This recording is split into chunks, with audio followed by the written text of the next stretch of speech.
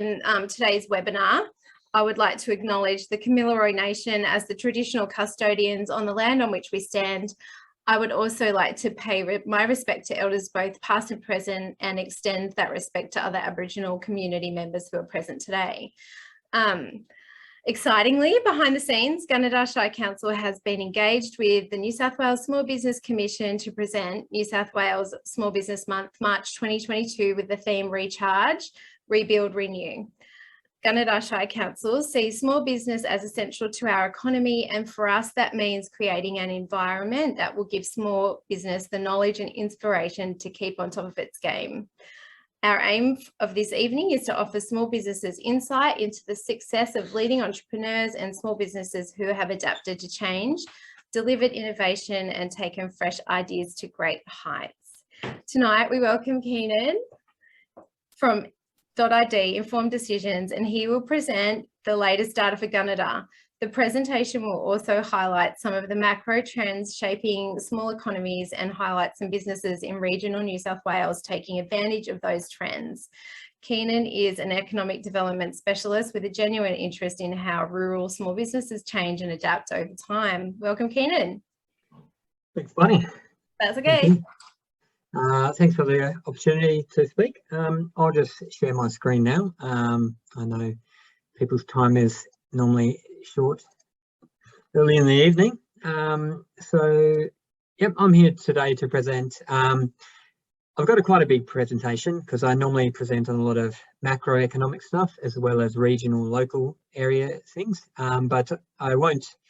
There's a lot of slides, but I won't go into detail on some of them. So we'll just pick out a few key points before we get into some of the kind of trends we're seeing in small business. Some of these trends that we'll talk about tonight, you're probably well familiar with them if you work in a small business space, as most of you do. But we're just, as with any kind of, I guess, economic event in the world, what we often see is trends that have been operating in the background for a number of years seem to be fast forward, I guess. So one of those is obviously remote working, which has been accelerated during this period of time. But that's generally what we see. The global financial crisis about over 10 years ago did the kind of same thing. But I'll jump straight into it. I'm probably going to talk for about 30, 40 minutes or so, and then if there's any questions after that. Okay, so as we're going to look at tonight, a bit of a global outlook for those people. You know, anyone in any place within Australia now, global events will impact your economy as well. And we'll look at the national picture, state focus, local stuff, what's happening around Gunnedah and surrounding areas, some business trends, and then we'll highlight some of those case studies of small business ingenuity in regional New South Wales, and then perhaps what might happen going forward. So from a macro point of view, you have to be lying under a rock to know that there's something called COVID. It came around, but what we've seen overseas is a number of the large economies have already bounced back.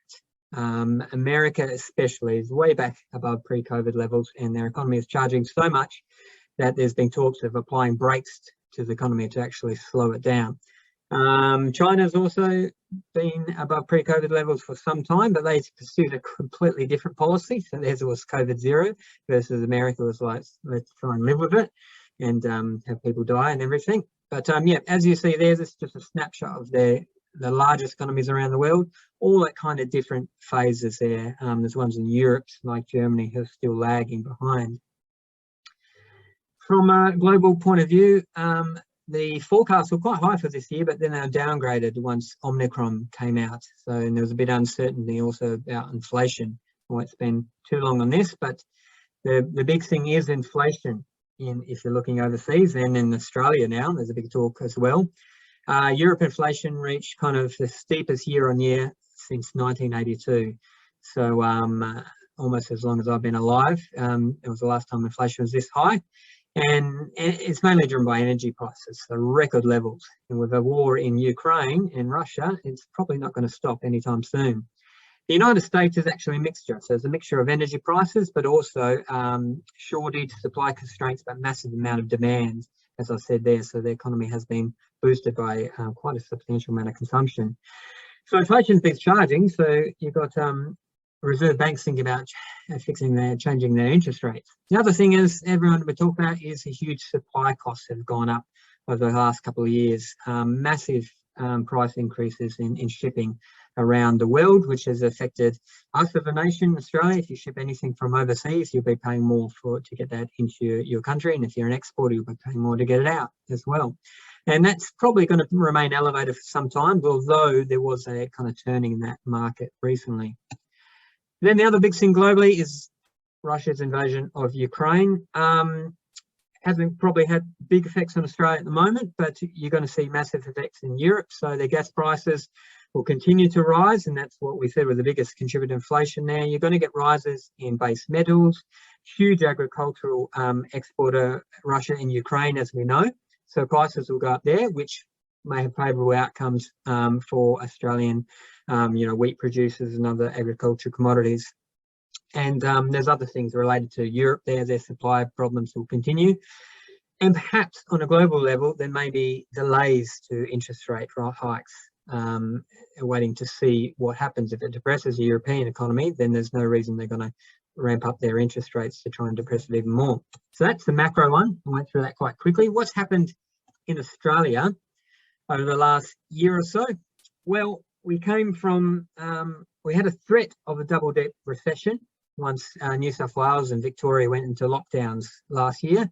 But luckily enough, vaccine rates hit their targets. We came out of lockdowns and we had the equal highest bounce in a quarter on record, 3.4% in economic growth, and that was led by New South Wales primarily. Massive recovery in New South Wales there. I think it jumped up by 6.4%.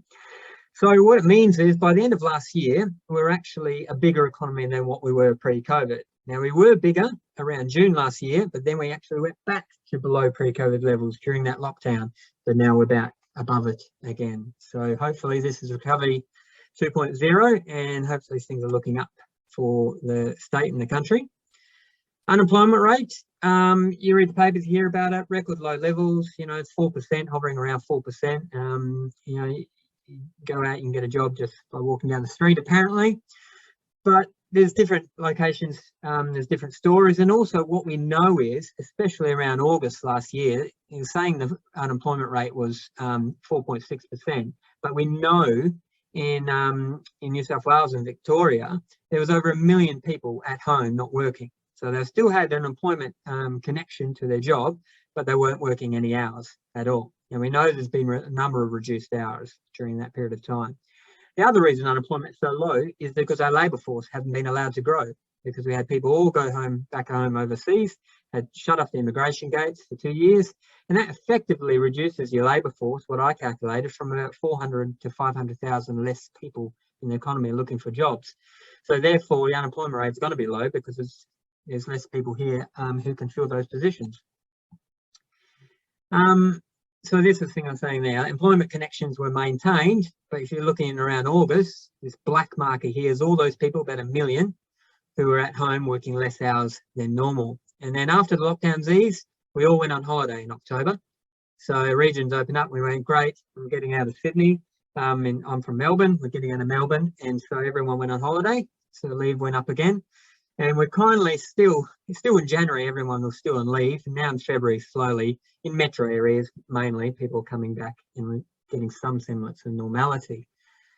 Last year, you know as well, huge housing boom across the country. Dwelling approvals were at record levels.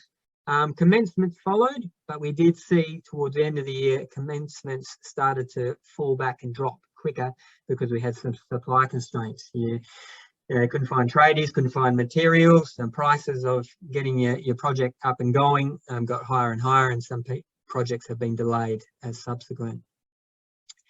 Anyone talking about population? New South Wales had probably its lowest population growth for some time, and Victoria definitely. So Victoria was leading population growth 35 out of the last 40 quarters. So I don't know about New South Wales, but they love to fruit down here.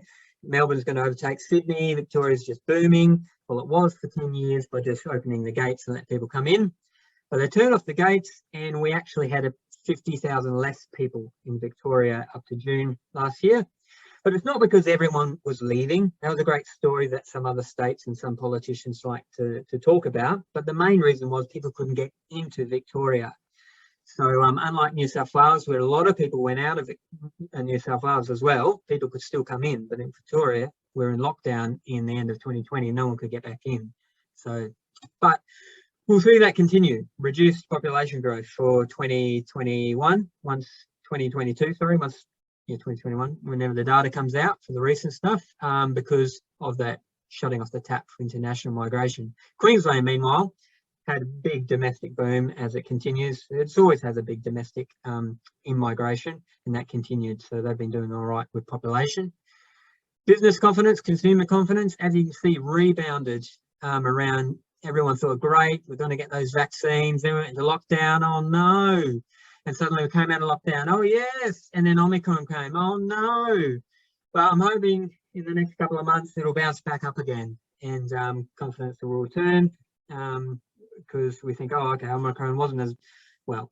It was pretty bad and it's got a lot of problems. But if I take a look around my city at the moment, people are acting like COVID doesn't exist anymore. So I'm assuming people are going to feel more confident going forward.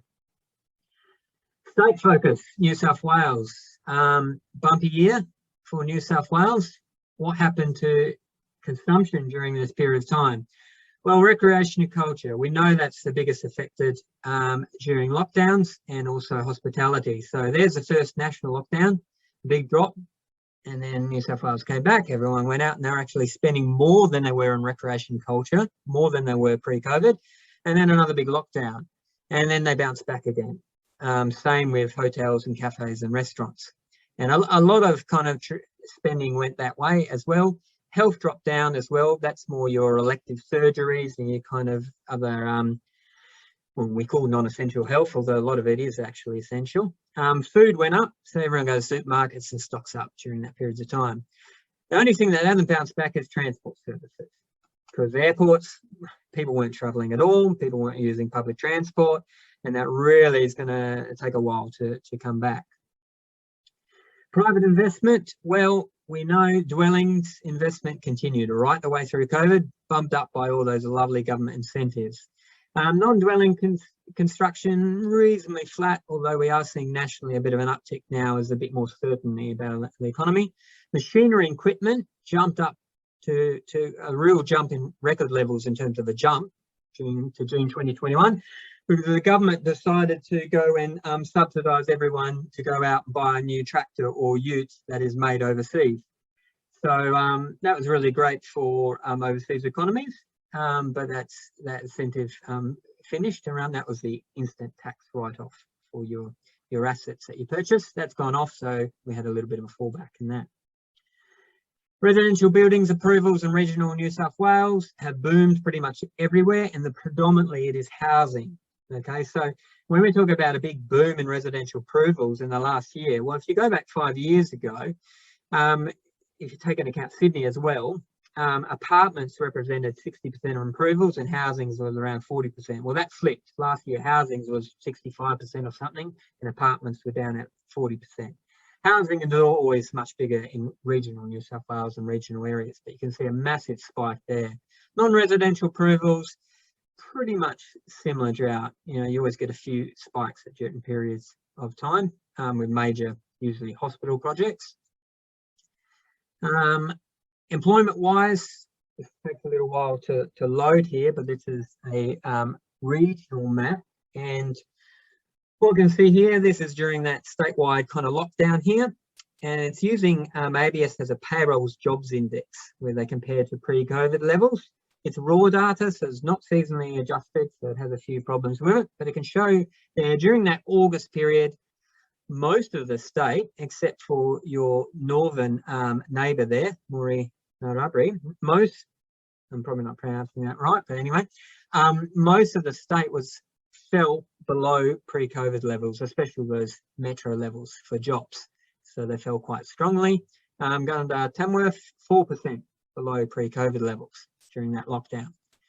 Then we rolled around to kind of December period, and I've taken kind of early December because I don't want to get that fluctuation in Christmas time where you get a lot of bounce from other seasonal activity. But places look completely different.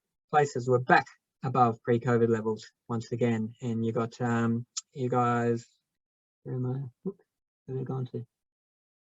Were 3.5% above pre-COVID levels. So a jump in a space of a few months of 8% of jobs. And that's a remarkable thing in the last 2 years, the amount that jobs have just jumped up and down, people coming in and out of the labour force, with employment, no employment, staying at home, less hours, more hours, incredible amount of transition.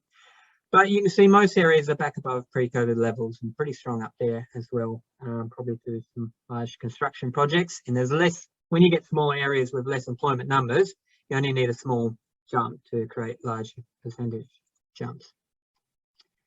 So unemployment generally lower across the state. Now I'll flip this chart. So what we've got here is places whose unemployment went up, I've actually put them as going down to make it look bad kind of thing, unemployment's going up. Places whose unemployment rate went down, I'll flip them to the stuff. So your unemployment rates over a 12-month average went down by almost 2% over the year. And most places on average went down. But as you can see, it's very variable right across the state, depending on where you are. And some places in western of New South Wales actually lost quite a few jobs in agriculture. Most places in New South Wales had an agriculture boom, but some places lost, so that affected their unemployment levels. But according to unemployment data, you're 2% better the year to September. Working from home. Now this looks like a squiggly lines of anything here, but what this is Google mobility data, and it tracks everyone's mobile phones. They know where you are and what you're doing. And I've got Gunnedah, Tamworth and Newcastle, and it shows this is place of work. So it's movement to place of work during periods of time. So they know where your mobile phone's going, they know where you work, they also know where you live as well.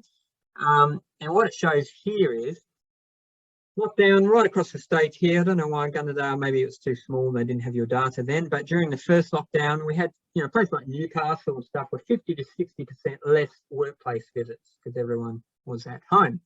And everyone started to trickle back to work over a period of time.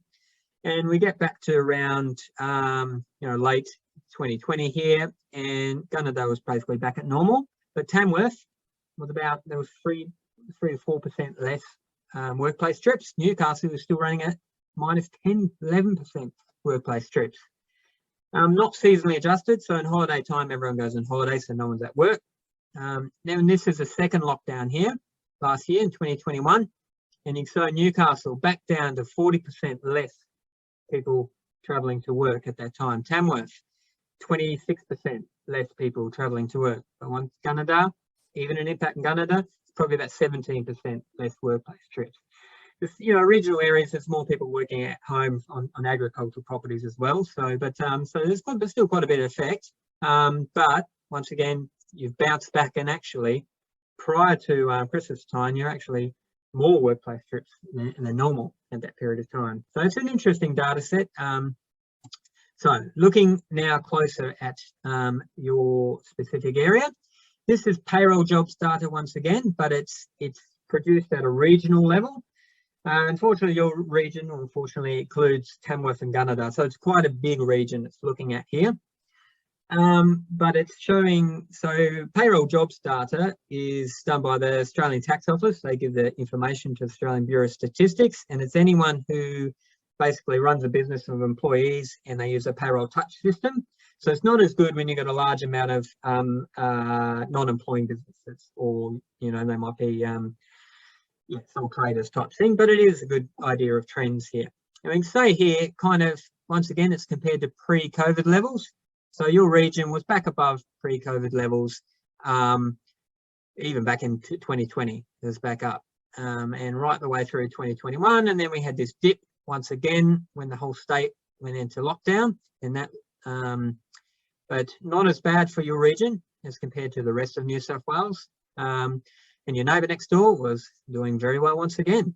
So, but prior to November, so it backs up that kind of data I just showed before, and the mobility trips as well. It seems like jobs were bounced back quite strongly. What do we see on a business? Now, this is business data and business counts. It's a bit sketchy at small areas because it's kind of randomization, but there is some kind of indication that this is 2021 business numbers compared to 2019. And it's a suggestion that there was growth in agricultural businesses and other services. We've seen quite a big growth in businesses classifying themselves as other services, not knowing what industry to put themselves in, or they're providing a lot of personal services. And I think that, you know, that'll increase over time, especially in COVID. A lot of people were providing online personal services and different things that couldn't be classified as much. Supposedly a drop-off in transport and kind of logistics or road transport type businesses in the region.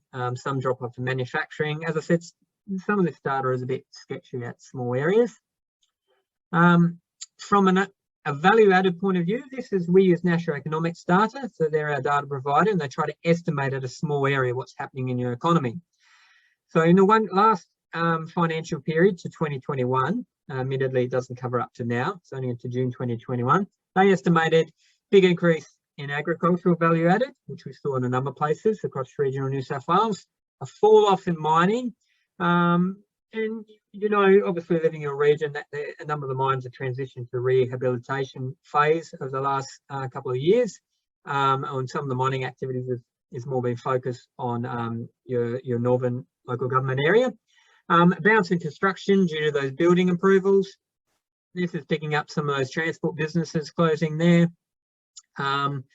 Bit of health services and health employment. This is value added, but it's related to employment dropping away as well there. So some of that health stuff is related to supply constraints, not in your region. I've heard, you know, not getting enough skilled workers basically to fill those health positions and service roles. And then a bit of bounce in that other services value added, which matches up with the businesses. Building approvals have picked up. So the orange lines here is the residential approvals. So similar in your LGA compared to other areas, you saw this bounce right the way through 2020 and 2021. A little bit of pick up in non-residential approvals. I put this one in here just to kind of show that's maybe some of that jumps in jobs in that region north is to do with some of these construction projects rolling through. Job vacancies. So this is online job vacancies data for Tamworth, and it covers your region as well. Everyone talked about, you know, the surge in job ads right across Australia and everything. Well, it's only natural there's going to be a surge in job ads once a lot of people lose their jobs because you've got to rehire people. So there was a big bounce, obviously, after we came back from that national lockdown, but they continued to surge as time went on. And a lot of this is to do with, okay, demand for workers, but a lot of international workers went home. And so you suddenly had to try and rehire people and find people locally for those positions. And the biggest jump in terms of numbers is in professionals. If we look at kind of sub-level data, and we look at from, I'm just going to move my little screen. So this is from February 2020, pre-COVID, to January 2022, an estimate of the increase in online jobs. And leading that is sales assistants and salespersons, carers and aides, social welfare professionals, trade workers in engineering, labourers. So a mixture of areas there. This is the most recent data. It says Gunnedah, but it's actually for the Tamworth and Northwest region. So this is in the last week. Obviously, this data actually, I think, was related to January, February. There's always a bounce in teachers around this time of year. But you can see there's a big demand for aged and disabled carers. Some of that is related to a lot of people who do those roles are overseas people, actually, immigrants who fill a lot of those positions. And so there's a big demand for them.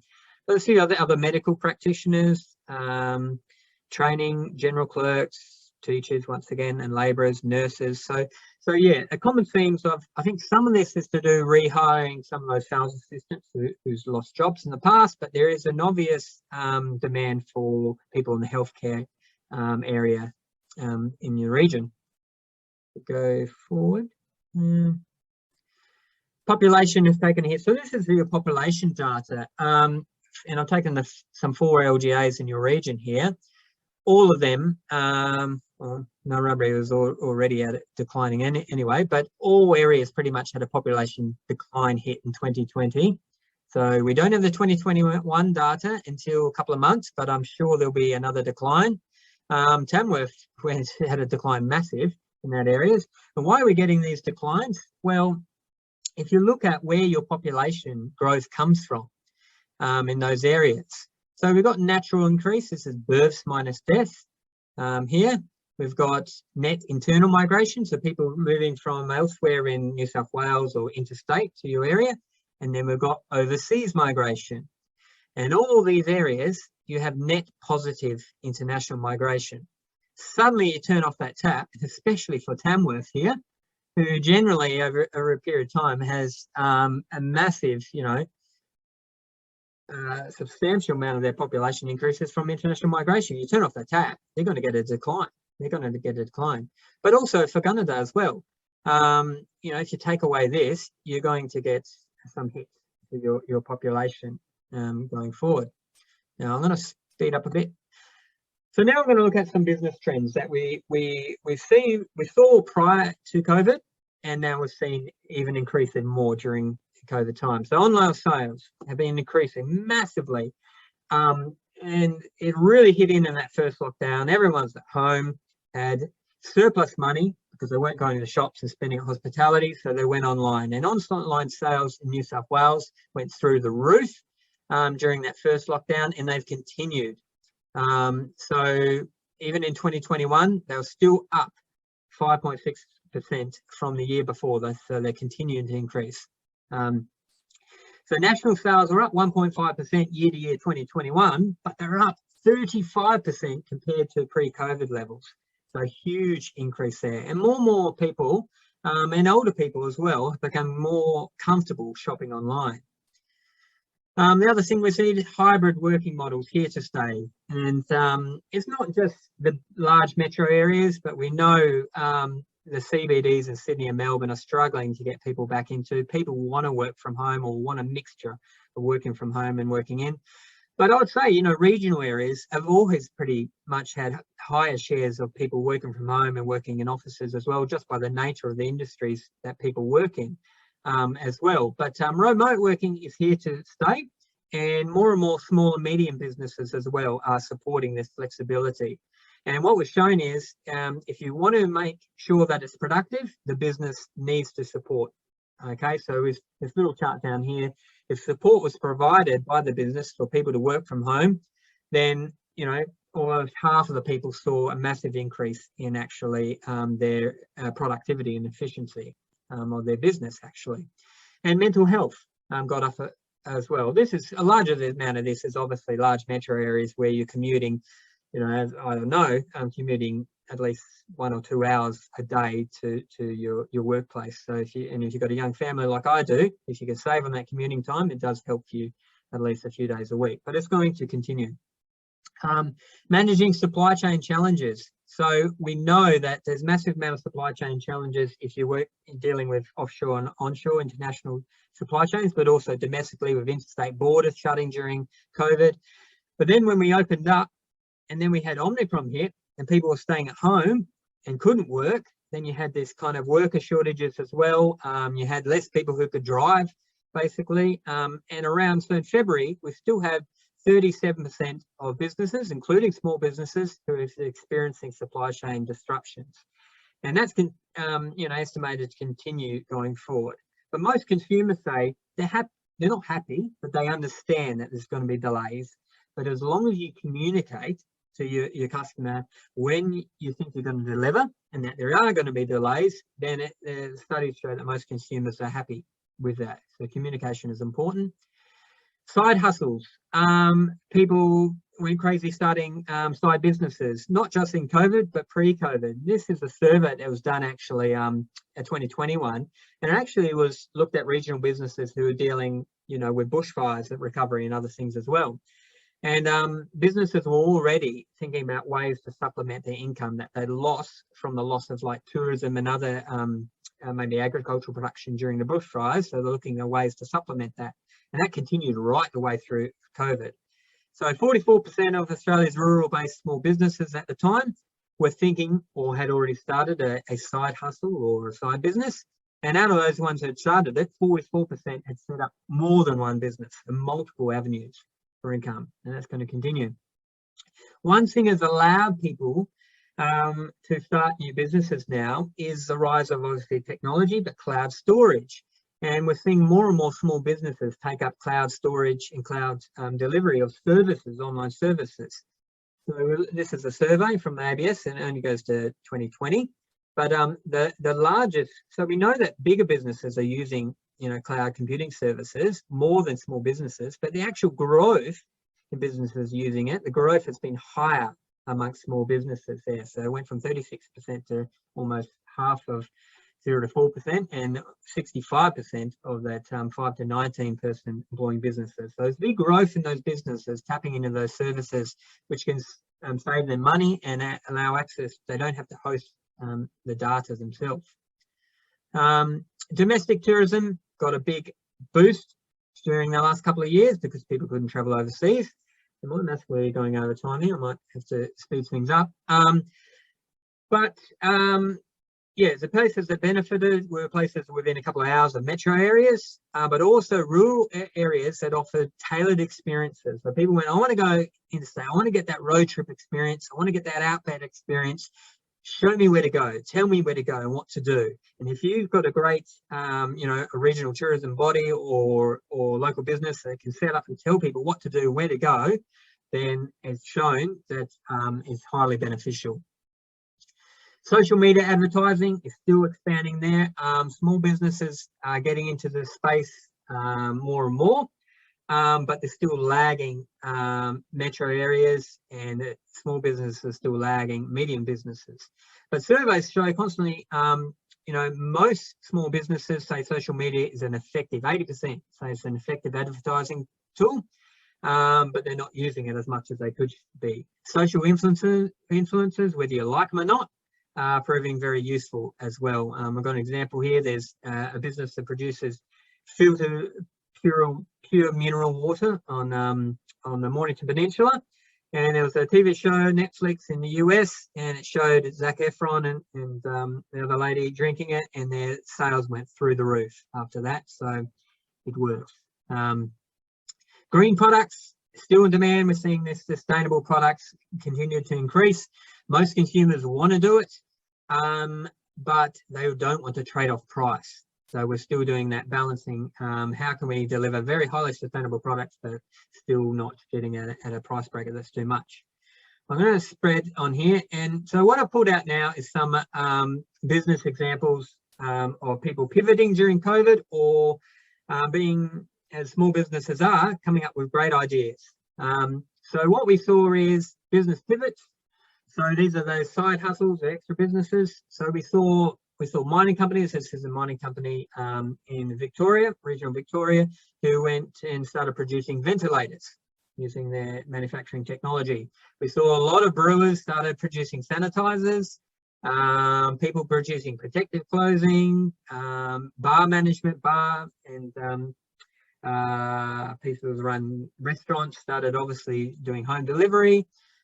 People started producing masks at scale. So a lot of these type of things. The pottery class here, we've got delivering home kits for people who do pottery at home. So a lot of really great ideas. If you can't get people to come into your physical space, how can you get an online presence and deliver to people's homes? Some local examples of businesses across regional New South Wales. These are ones I've called who've won awards recently, but you'd be well aware of Crawford Boots here. A great example of a local business that is not trapped by its local market. They and is drawing on the experiences, 30 years experiences of working with people in a particular industry and the knowledge, in this case of podiatry, but not being trapped to their local market, thinking beyond their borders to national and international exports, and using international supply chains. So they're produced and manufactured in Malaysia, but the design work is done in Australia.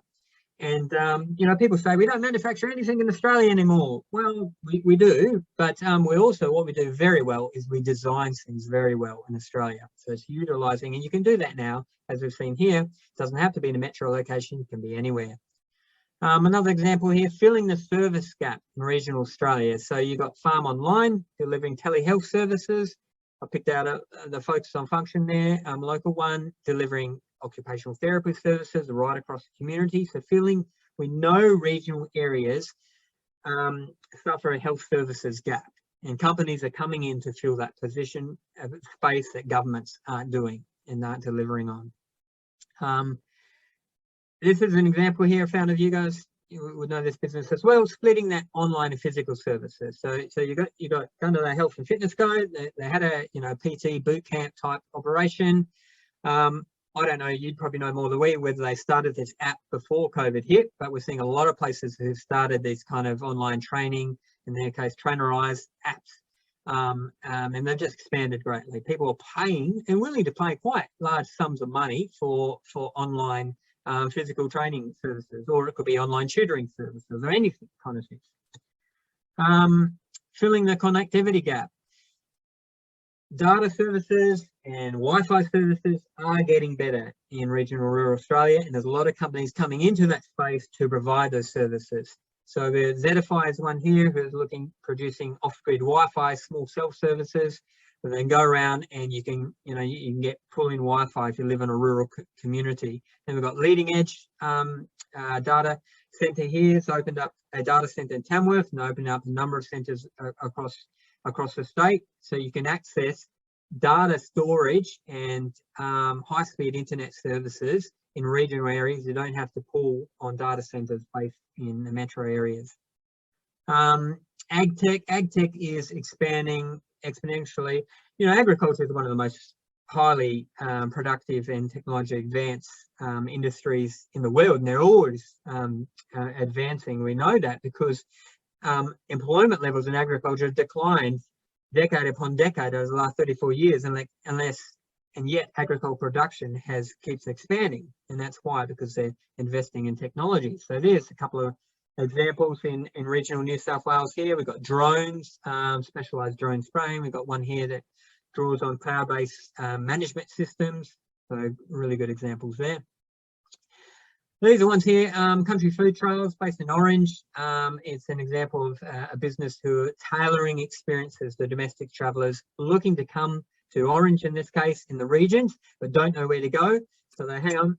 This lady worked on an international business, but she couldn't go, obviously, run that business during COVID, so now she's done curated experiences.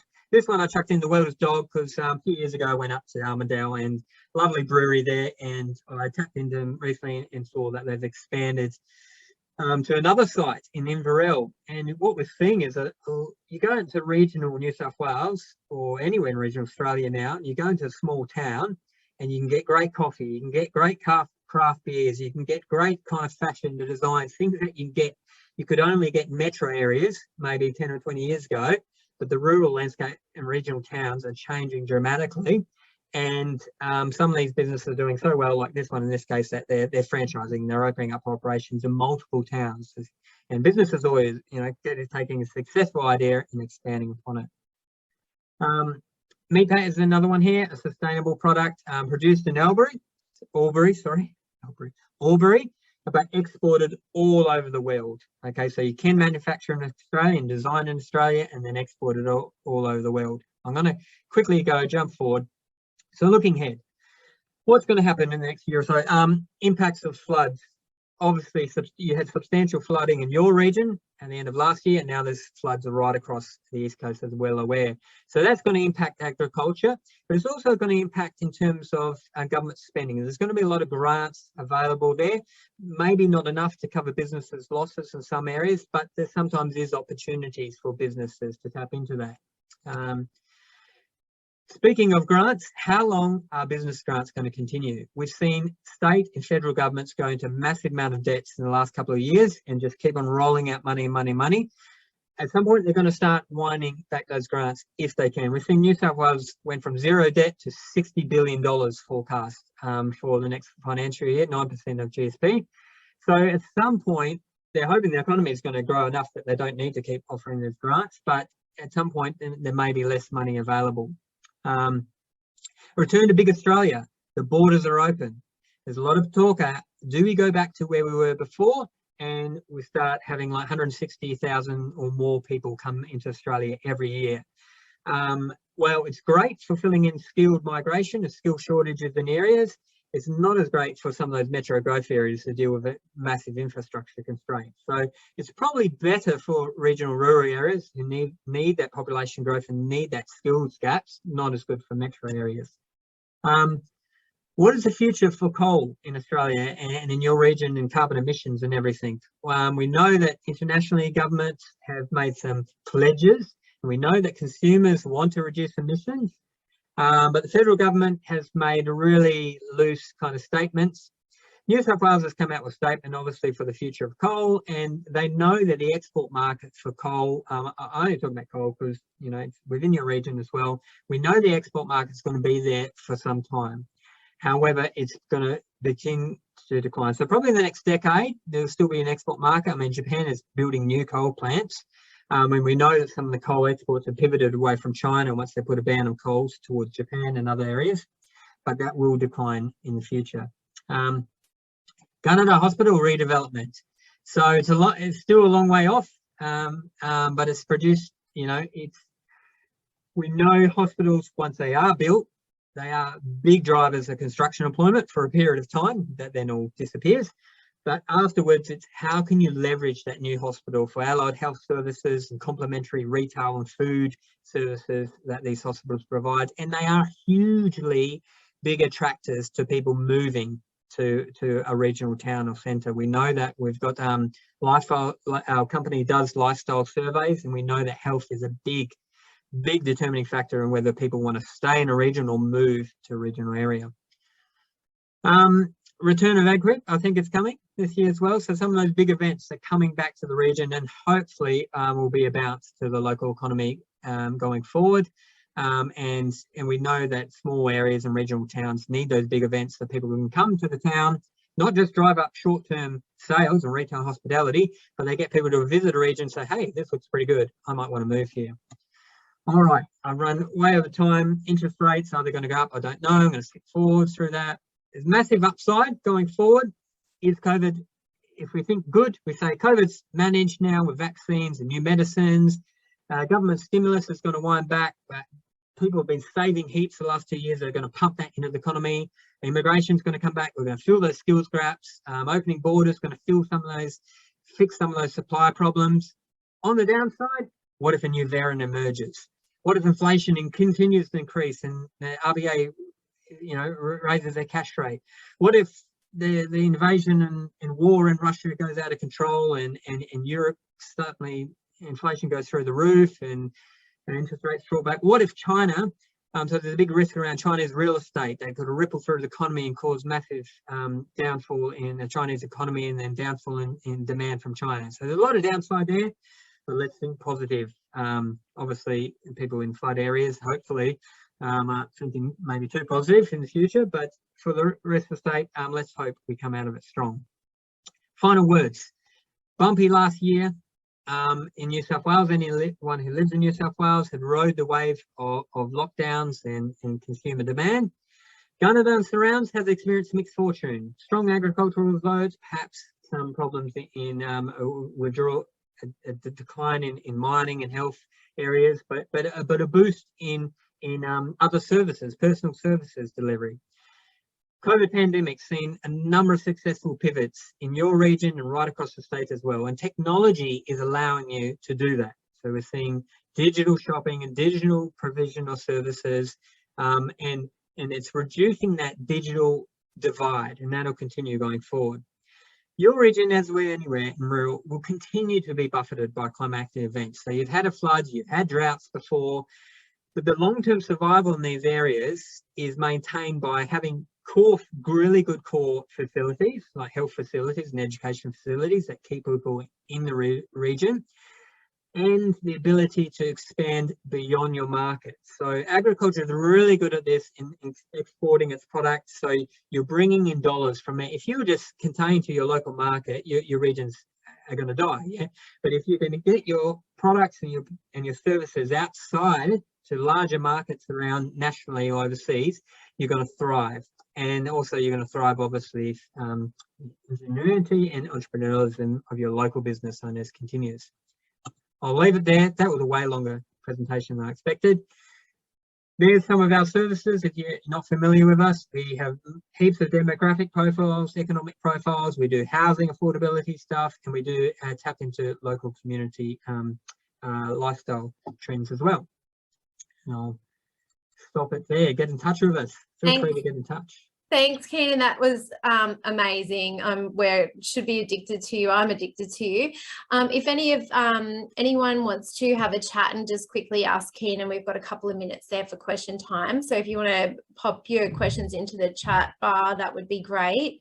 No, nothing is coming up. Okay, going once, going twice. No questions. Oh, no, we got one. Oh, Taylor says, thanks, that was wonderful. So, and very interesting. Yeah, absolutely. These guys are. Thank you so much, Michelle. Thanks for coming.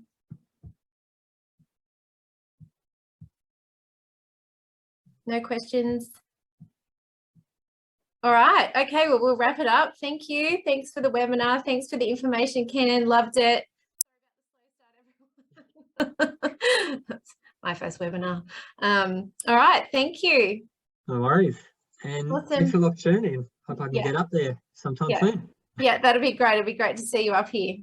Okay. Excellent. Thanks, everyone. Okay. Bye. Bye.